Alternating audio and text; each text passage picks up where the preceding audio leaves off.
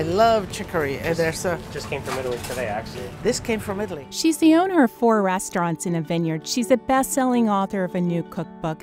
She's a TV personality, but there's something else about Chef Lidia Bastianich that sets her apart. I am a refugee. I am a food person.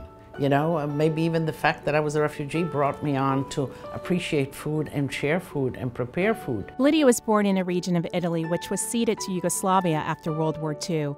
Her family fled to a refugee camp in Italy where they lived for 2 years.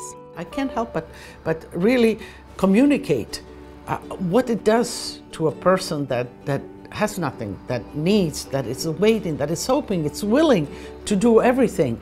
When somebody extends their hands and give them whatever that might be. The world is facing the worst refugee crisis since World War II, according to the UN Refugee Agency.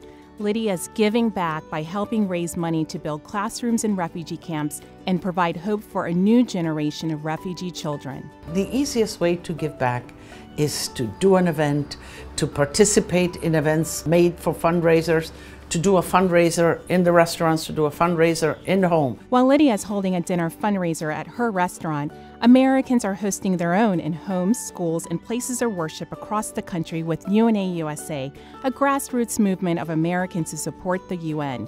Lidia believes even new cooks can pull off a delightful dinner party with the right recipe. If I were to choose 2 recipes out of this book, I think, everybody loves pasta. So stuffed shells would be a great recipe. And what's good about the big shells, you can make them before. You can make as many as you like of those casseroles.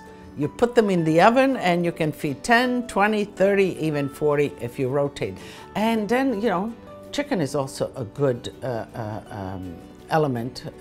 People love chicken.